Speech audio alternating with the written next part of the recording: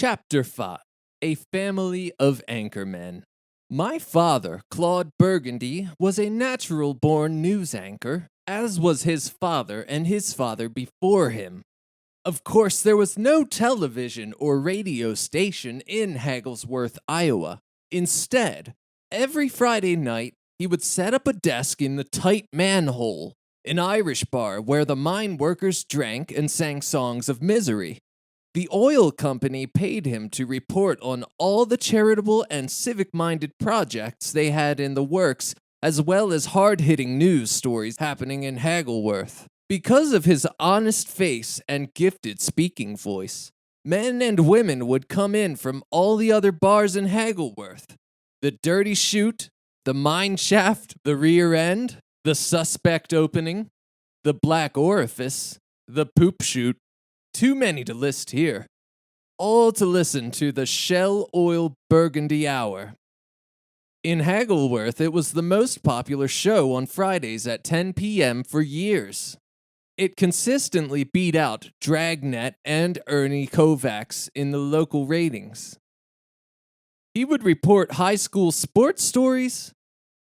He would report high school sports scores, weddings, divorces, births, who was diddling who, but mostly good news about the oil company and their interests. I would come and watch from the front row and be transfixed by his smooth delivery and sharp tailoring. One day, the fire that continued to burn under Hagglesworth leaped over into Tunnel 8, the most profitable tunnel in the whole coal operation.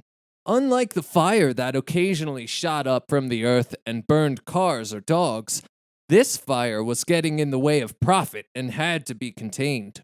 Men were sent down into the shaft to try and stop the fire, but it was no use. 11 men died. The whole town was in a somber mood when my father got up to deliver the news. Good evening. I'm Claude Burgundy, and this is how I see it. That's how he started every Burgundy hour. The bar was quieter than usual as they hung on every word.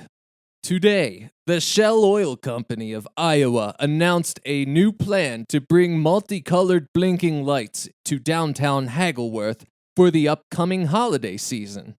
On a day when 11 miners had burned to death and husbands and fathers of people sitting in that bar had died, the Christmas light story was the lead. A woman in the back shouted something at my father. Another man called him a coward. He just sat there, taking insult after insult, as he bravely continued on with a story about a precocious little dog that wore a hat around town that everyone loved. He reported a story about a planned 2-hole golf course. There was an in-depth interview with a woman who had won second place at the state fair for her lemon bars. It was great news, and slowly people began to smile when he got to his sign-off. And that's what happened this week in Hagglesworth. They were sad to see him go, and could hardly wait for the next week's news. In a candid moment, as we were walking home that night, I asked my old man why he didn't talk about the 11 men who had died, or the culpability of the oil company, or the environmental impact of this new deadly fire, or the emotional damage many deaths could have on a small community like ours, or even the plain fact that without Tunnel 8, most of the town would be out of work. Ron, sometimes people don't want the truth. They just want the news. I'll never forget these sage words from my father. Up until that point, I made no distinction between truth and news. I had thought they were one and the same. I was a boy, of course, and the world was just a kaleidoscope of butterscotch candies and rum cookies. I didn't understand the reason for news until that day. I knew from a very early age that I would be a news anchorman. I had great hair, for one, which is 70% of the job. I also had the pipes. I was blessed with my father's golden tones and melodious speaking voice. By the time I left Our Lady, Queen of Chewbacca High, I could read a document out loud from 40 feet away without ever stumbling over a word. A photograph from shortly after my graduation shows me looking much the same way I do now. In fact, at age 18, I looked exactly as I do today. Women found me irresistible. They still do find me irresistible. It's worth mentioning, but not so important to the narrative at this moment. I mention stuff like that not for vanity's sake, but because it simply needs to be said. It was all lining up perfectly. Every year, the National News Association of Anchormen, NNAA, sends out over 1,000 representatives to find fresh new Anchorman talent across the land. Prospects are invited to a brutal 6-day camp to test their mettle through grueling challenges and photo shoots. It's a make or break week for young Anchormen. An Anchorman scout traveling through Haggleworth noticed me in the 8th grade, but was not allowed to talk to me until I graduated, after it was discovered that Edward R. Murrow was paid illegally by CBS as a 4-year-old without his parents' consent. New guidelines were put into place to protect children from getting money. By the time I graduated, several scouts were interested in me. I was invited to Williamsport, Pennsylvania, to the Anchorman camp, the Gauntlet, as it's known in news circles. The field that year was tough. My class alone had News Hall of Farmers Peter Jennings, Ted Koppel, and Jim Lehrer.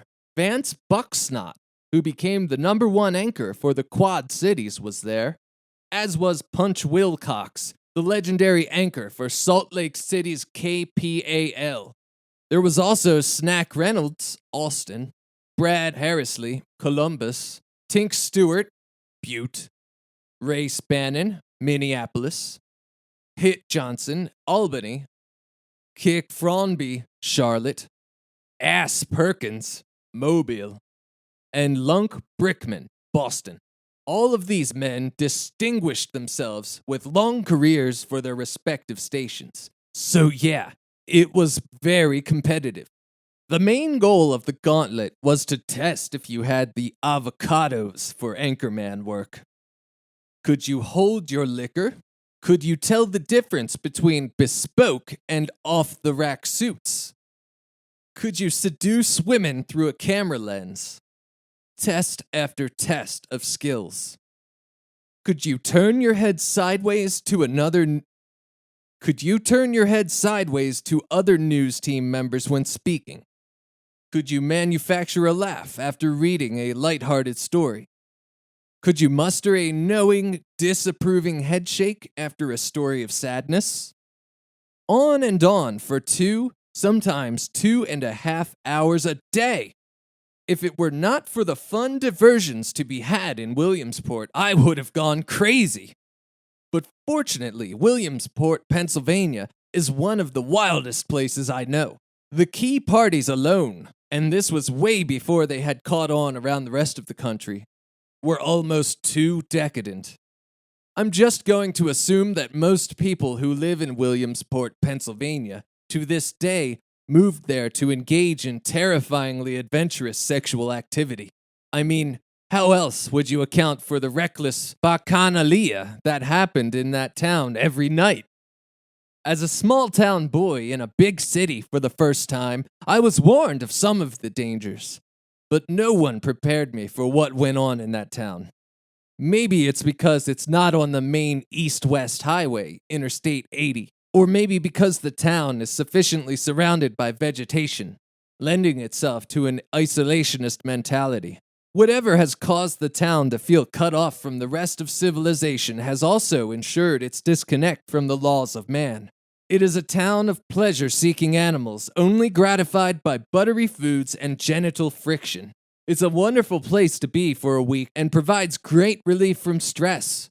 But if you lived there, as was borne out by the people I met, you were little more than a skin-wrapped blob of insatiable carnal urges. Many people in Williamsport, Pennsylvania walk around town with their mouths open, their pants down, and their dicks flopping around. At the end of the week, I had distinguished myself enough at the gauntlet to receive 6 promising offers for news anchor.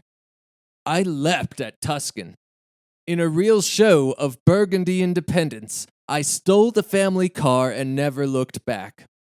Goodbye, Hagglesworth, Iowa. Hello, Tuscan.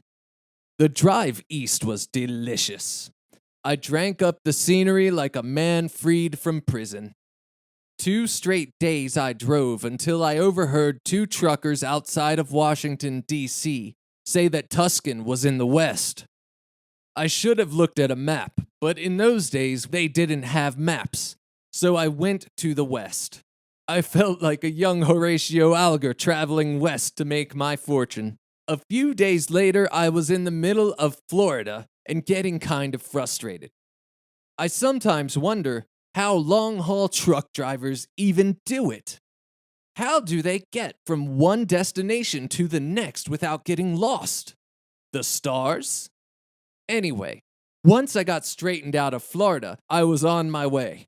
I went through Alabama, then Mississippi, then Arkansas, then Missouri, and back through Iowa, up through Minnesota, into Canada, and then back into North Dakota and South Dakota, and over into Wyoming, down through Colorado, and Utah and Nevada, and went up through Idaho, and back into Wyoming and Montana, and into Idaho and Washington, down through Oregon, to California, and over to Arizona, and over to New Mexico, where I had one of those, hey, wait a minute, moments, where I thought maybe I had gone right through Arizona, so I turned around.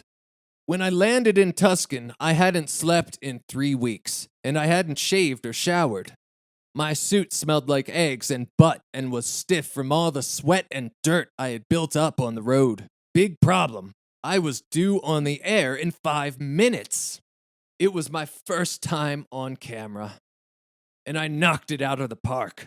The station got hundreds of calls claiming a caveman had just reported the news. I got a chuckle out of that one. I worked for that station for about half a year until I found out it was in Albuquerque and not Tuscan. And then off I went again until, about a month later, it's like 20,000 miles from Albuquerque to Tuscan if you take the direct route through Maine. I finally arrived at my first real job as the nightly news anchor for WKXM Tuscan.